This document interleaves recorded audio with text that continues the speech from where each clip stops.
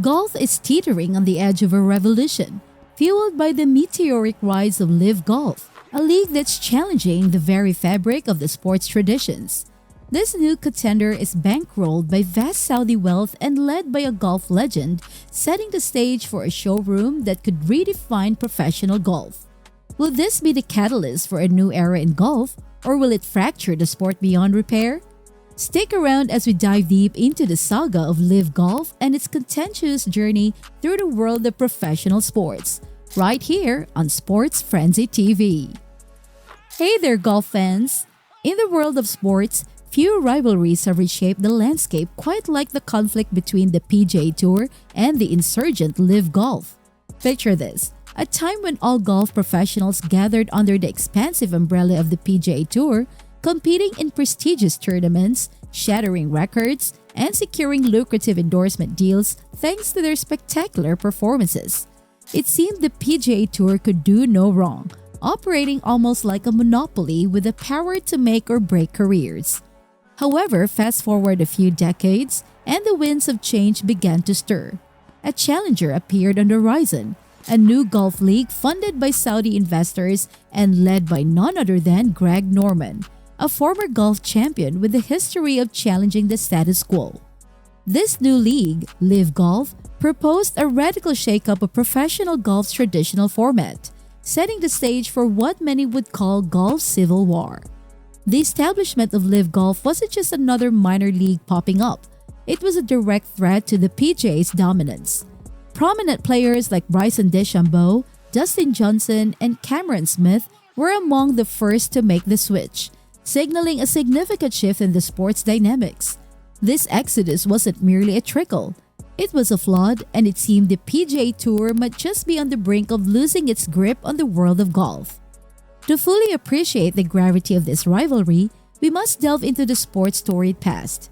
The game of golf dates back to 1457 when it first mentioned in an act of the Scottish Parliament. Back then, it was viewed as a distraction from military training, leading King James II of Scotland to ban the sport.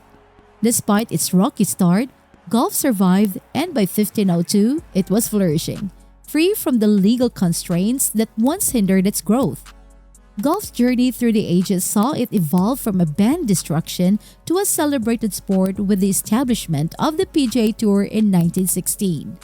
This came about thanks to Rodman Wanamaker, an influential businessman who saw the potential in organizing professional golfers. Over the years, the PGA Tour became the gold standard of professional golf, hosting legends like Sam Snead, Byron Nelson, and Ben Hogan, whose exploits are the stuff of legend.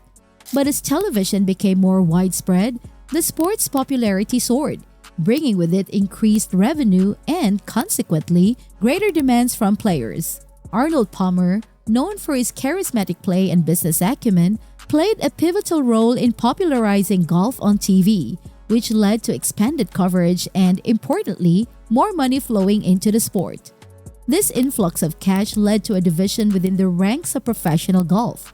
Touring professionals sought larger purses, reflecting their growing stature in the sport, while the PGA of America was more focused on using the funds to promote golf at the grassroots level. This tension eventually led to the creation of a separate entity, what we know today as the PGA Tour, setting the stage for future conflicts. The real catalyst for the recent upheaval came in January 2020, with the murmurs of a rival league that promised a game-changing format. Fewer events, fewer players, but significantly larger financial rewards. The Premier Golf League aimed to revolutionize professional golf by offering $10 million per event with no cuts, enticing the world's top players with a prospect of less grueling schedules and more lucrative payouts. Initially, the PGA Tour seemed unthreatened by this new competitor. Legends like Tiger Woods and Rory McIlroy expressed skepticism, believing it to be just another fleeting challenge. However, as more details emerged and more players expressed interest, the PGA Tour had to confront the reality of this formidable rival. Greg Norman, who had long harbored ambitions of globalizing golf beyond the American-centric PGA Tour, saw Live Golf as the perfect vehicle to realize his vision. His leadership marked a dramatic escalation in the conflict, as it leveraged significant financial backing from Saudi Arabia's public investment fund to lure players away from the PGA Tour. The response from the golf community was polarized. Some saw LIV Golf as a breath of fresh air, promising to invigorate the sport with new energy and substantial financial backing. Others, however, criticized it for its associations and the source of its funding, sparking debates about the ethical implications of such partnerships.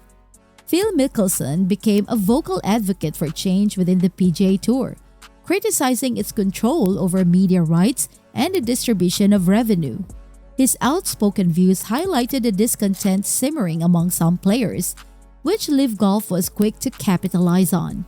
The league promised not just competitive salaries, but also a player-centric approach that appealed to many who felt constrained by the traditional structures of the PGA Tour. As LIV Golf began to take shape, announcing tournaments with unprecedented prize pools, the PGA Tour was forced into a defensive stance. Jay Monahan, the commissioner of the PGA Tour, took steps to reassure players and fans alike that the tour would remain competitive and lucrative. However, the allure of LIV Golf's offers was too tempting for some, leading to a steady stream of players defecting to the new league. This defection culminated in legal battles, public relations skirmishes, and a deepening divide within the golf community. The PGA Tour's decision to suspend players who joined LIV Golf added fuel to the fire, sparking lawsuits and counter-lawsuits that threatened to entangle the sport in years of legal disputes.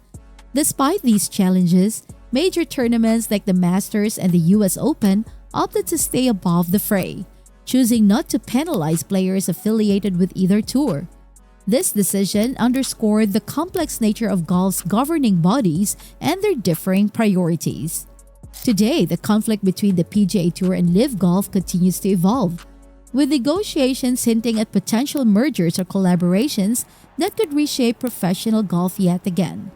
As we watch this unfolding drama, it's clear that at the heart of this conflict is a battle not just for the soul of professional golf, but for its future direction and the loyalty of its biggest stars. As the dust settles on the fairways, the emergence of LIV Golf underscores a pivotal moment in sports history, challenging the norms and stirring debates across the golfing community. This saga isn't just about golf. It's about the clash of tradition and innovation, raising questions about the future of all professional sports. What are your thoughts on the rise of LIV Golf? Do you think it will ultimately benefit the sport, or could it lead to its fragmentation? Let us know in the comments below.